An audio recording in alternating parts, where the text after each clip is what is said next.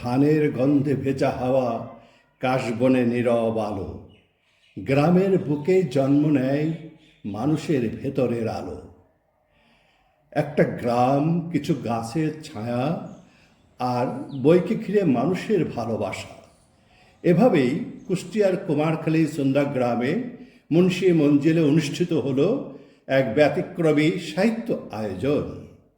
22শে মে শুক্রবার বিকাল 4টায় মুন্সি ফাউন্ডেশন সাহিত্য পরিষদ আয়োজিত সাহিত্যিক ও কবি আনিসুর রহমান নান্টুর গল্পগ্রন্থ আমিন সাহেবের দিনলিপি এবং কাব্যগ্রন্থ ভেতরের আলোয়ের প্রকাশনা উৎসব যেন রূপ নেয় এক গ্রামীণ সাহিত্য মিলন মেলায়। লেখকের নিজ বসতভিটায় আয়োজিত এই অনুষ্ঠানে উপস্থিত ছিলেন বিশিষ্ট কবি ও কথাসাহিত্যিক গবেষক সোহেল আমিন বাবু, কবি ফজলুল হক, কবি ও ছড়াকার ইমন উদ্দিন আহমেদ ইমন, কবি শেখ মকসেদ আলী, কবি নিজামুদ্দিন, কবি নিখিল চন্দ্র পাল, কবি মাসুদ সিদ্দিক। এছাড়াও উপস্থিত ছিলেন অত্র এলাকার শিক্ষক, পল্লী চিকিৎসক। শুধু তাই নয়, এখানে বিভিন্ন পেশাজীবী মানুষও ছিলেন, যেমন সাহিত্যিকরা ছাড়া উপস্থিত ছিলেন ছাত্র ছাত্রী, কৃষক, তাঁতি, দিনমজুর, বিভিন্ন শ্রমজীবী মানুষ এবং সকল ধর্মের প্রতিনিধি। গ্রামের মাটিতে বসে যেন একসাথে উচ্চারিত হলো সাহিত্য মানুষের, সাহিত্য সবার। আজকের এই আয়োজন প্রমাণ করল সাহিত্য শুধু শহরের দেয়ালে বন্দী নয়, বাংলার গ্রামও এখনো শব্দের আলোয় জেগে উঠছে। প্রকাশনা উৎসব উপলক্ষে আমরা এখানে সমবেত হয়েছি। আমাদের প্রাণপ্রিয় লেখক আনিসুর রহমান নান্টু তার শেকড়ের টানে আজকে তার পৈতৃক ভিটায় এই অনুষ্ঠানটি করার জন্য এখানে এসেছেন এবং বিভিন্ন শ্রেণী পেশার মানুষদের মাঝে আজকের এই অনুষ্ঠানটা অনুষ্ঠিত করার জন্য তার এই আয়োজন। আমাদের লেখক সাহেব উনি সমস্ত মানুষের কাছে এবং তাদের পাশে পাশে থেকে তার এই জীবন পরিচালনা করতে চান। আমি এই অনুষ্ঠানের সভাপতিত্ব করবার জন্য মুন্সিবাড়ির সন্তান, এতদাঞ্চলের সমাজসেবক, বিশিষ্ট সমাজসেবক মুন্সি আবু জাফরকে তার সভাপতির দায়িত্ব পালন করার জন্য অনুরোধ করছি। আনিসুর রহমান নান্টু আমার ইমিডিয়েট ছোটো ভাই। তো ছোটোবেলা থেকেই আমি দেখছি, যখন ও ক্লাস 8-9-এ পড়ে সেই সময় থেকেই ও ছোট ছোট গল্প, ছোট ছোট জীবন্তিকা, এই ধরনের লেখার অভ্যাসটা ছোটোবেলাতে ছিল। ছড়া লিখত ও। তো আমরা ফ্যামিলিতে অনেকগুলো ভাই বোন। সেই সময় আমাদের যতই অবস্থা ভালো থাকবে, আমরা 7-8টা ভাই বোন পড়াশোনা করি। তো সেই সময় যে খরচে কম থাকলেও তখনকার 1000 টাকা, এখনকার কিন্তু 1 লাখ টাকা। তো এই খরচ আব্বা ঠিকমতো যোগান দিতে পারতো না অনেক সময়। ওকে দেখছি আমি, ও ছোটোবেলা থেকেই এই জীবন্তিকা, নাটক, তখন তো টেলিভিশন ছিল না, বাংলাদেশের বেতার কেন্দ্রের সাথে যোগাযোগ করে তার নাটক, জীবন্তিকা এইগুলা দিত এবং নির্দিষ্ট একটা দিনে সেটা রেডিওর মাধ্যমে 20 দিন বা 15 দিন আগে আমরা জানতে পারতাম। আমরা রেডিওর কাছে যা বসে থাকতাম তার নাটক শোনার জন্য। সে রেডিওতেও নাটক করছে। তো এই প্রতিভা তার ছোটোবেলার থেকেই ছিল। তার জীবনে বেশ কয়েকশো বই লেখছে, আমি জানি। জন্ম আসে আলোর মতো, মৃত্যু আসে ছায়ার মতো, দুটোই একই হাতে ধরা। আমরা জন্মের আনন্দেই বিভোর হই, মৃত্যুর অজানা ভয়ে দম বন্ধ করি। জীবন শুরু হয় জন্মের হাসি দিয়ে, মৃত্যু শেষ করে না, শুধু সময়কে চিহ্নিত করে। জন্ম আমাদের দেয় আশা, মৃত্যু শেখায় মূল্যবোধ।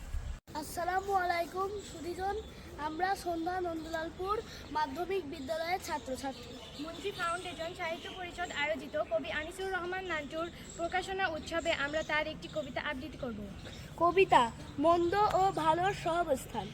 এই পৃথিবী শুধু আলোর জন্য নয়, ছায়াও লাগে পথের দাগ বোঝাতে। মন্দ ও ভালো জন্মায় পাশাপাশি একই নিঃশ্বাসে মানুষের ভিতরে। একটি হাত আশীর্বাদ রাখে, অন্যটি আঘাত তোলে। কবিতা শূন্যের অনুভূতি। শূন্যে ভেসে থাকা অনুভূতি শূন্য নয়, এটি সম্ভাবনা। যেখানে কিছু নেই সেখান থেকে সব কিছু শুরু হয়। শূন্য প্রথম ভয় দেখায়, তারপর সাহস শেখায়। রাজনৈতিক চেতনা মানে শুধু দাবি নয়, শুধু বক্তৃতা নয়, এটি দায়িত্ব, মানুষকে বোঝা, সমাজকে বোঝা জাগা। অন্তরের মানচিত্র। প্রতিটি অনুভূতি একটি মানচিত্র আঁকে। দুঃখের রেখা, আনন্দের বাঘ। মানুষ নিজেকে ভুলে যেতে পারে, কিন্তু অন্তর ভুলে যায় না। যারা রাতের অন্ধকারেও আলো খোঁজেন, তাদের জন্য, যারা অন্যায়ের সামনে থেমে থাকেন না, তাদের জন্য, যারা প্রতিদিন নিজের অন্তরকে প্রশ্ন করেন। দিতে পারলে মনে হয় ভালো হতো। যার সাথে আমি অভিনন্দন জানাচ্ছি। উনি যে বইটা করেছেন, বইটাতে ওনার বইয়ের ভূমিকাটা পড়ব। ভূমিকাতে উনি লিখেছেন, অন্ধকার কখনো সম্পূর্ণ অন্ধকার নয়, তার ভেতরেই জন্ম নেয় আলো। মানুষ হৃদয়ের গভীরে ভালো ও মন্দের চিরন্তন দ্বন্দ্ব, ভয় ও সাহসের সহাবস্থান। লোভ ওই নৈতিকতার সংঘর্ষ, এই সব কিছুর মধ্যেই জেগে ওঠে ভেতরের আলো। ভেতরের আলো কেবল কবিতার সংকলন নয়। যে চোখ দেখে সে সাক্ষী, তবু আমরা কতবার চোখ বন্ধ করি, ভয়, সুবিধা বা অজ্ঞতার কারণে। আলো দেখলে অন্ধকার কি হয়? দূরে সরে যায় না, পালায় যায় না? তো আলো আলো দেখলেই তো অন্ধকার পালায়। তো এইরকম একটি আহ্বানকে সামনে রেখেই আমাদের কবি, আমাদের প্রিয় কবি আনিসুর রহমান লালটু, উনি আমাদের ভেতরের আলো কাব্যগ্রন্থ লিখেছেন। হ্যাঁ, নান্টু, মানে সব কবিতার মধ্যেই কিন্তু একটা আলোর বিস্ফোরণ আছে, আলো আছে। এবং যে আলোকে কি করব, আমরা আলোকিত হব, তাই না? এবং আলোকিত হওয়ার জন্যই কিন্তু এই কবিতাগুলি আমাদেরকে উনি দিয়েছেন। উনার জীবনের ঘটে যাওয়া ঘটনা, যেখানে যেখানে উনি গেছেন, যেসব মানুষের সাথে উনি মিশেছেন, সেই সব মানুষের কাছে উনি কী শিখেছেন, সেসব বিষয়, ওনার মধ্যে কী উপলব্ধি উনি জাগ্রত হয়েছে ওনার মধ্যে, সেই সব কথা উনি দিনলিপিতে ব্যক্ত করেছেন। এবং অত্যন্ত চমৎকারভাবে উনি ব্যক্ত করেছেন। উনি গল্প বলতেছেন এটাকে। আসলে এটা তো একটি প্রবন্ধ গ্রন্থ হওয়ার কথা ছিল, দিনলিপি, অনেকটা প্রবন্ধের মতো আর কি, আত্মকথা যেটা, নিজের কথা যেটা। কিন্তু উনি বলতেছেন যে আমিন সাহেবের দিনলিপি, এটি একটি গল্পের বই। এটা কিন্তু ওই মানে বইয়ের মধ্যে কিন্তু আছে, এবং গল্পের কথাই আছে। কিন্তু কেন বললেন উনি বলছেন এই কারণে যে ওনার এই লেখার শুরুটা গল্পের মতো, এবং লেখার শেষটাও অসমাপ্ত রেখে। যে ছোটো গল্পতে এরকম যে শেষেও হইল না শেষ, তাই না? ছোটো গল্পের বৈশিষ্ট্যই কিন্তু এরকম। তো এইখানেও কিন্তু ওইরকম একটা বৈশিষ্ট্য আমি খেয়াল করেছি, এটা আছে। উনি বলেছেন কিন্তু একটা দারুণ কথা, যে কিছু মানুষ থাকে যারা গল্প বলেন, না, কিছু মানুষ থাকে যারা গল্প বলেন না, গল্প হয়ে থাকেন।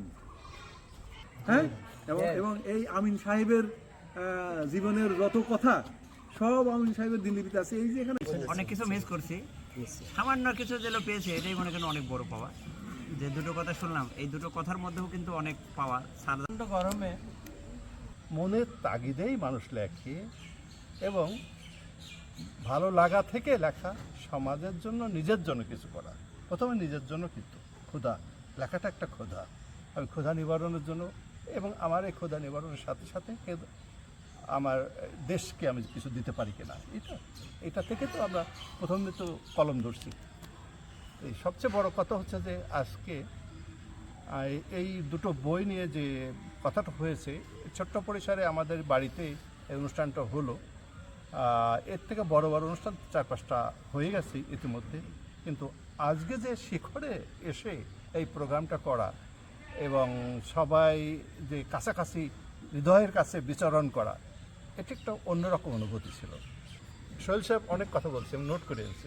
উনি খুব মনোযোগ, আমিও অনেক সময় লেখার সময় আমার মনে নেই, কিন্তু উনি অনেক কিছু নোট করছেন, অনেক কষ্ট করছেন, বইটা পড়ছেন, সাংঘাতিকভাবে পড়ছেন।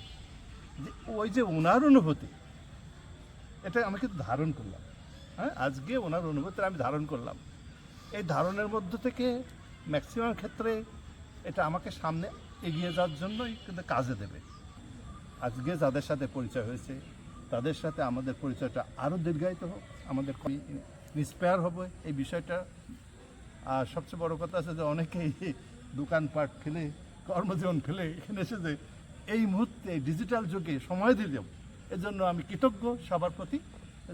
তবে একটা ব্যাপার এই যে গ্রামগঞ্জে হ্যাঁ এরকম ধরনের কোনো অনুষ্ঠান উদ্যোগী হয় নাই, তা আমার খুব ভালো লাগছে দেখি, খুবই ভালো লাগছে যে এরকম ধরনের অনুষ্ঠান।